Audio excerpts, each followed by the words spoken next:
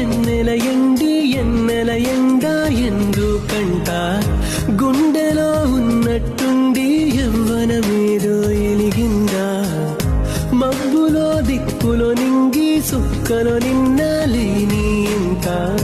కొత్తగా కంటికి అలా వచ్చే ఎలుగంతా నా హృదయానా ఈ అదురేంటో మురిపెంచేది ఎవరో మరి పెంచేది ఎవరో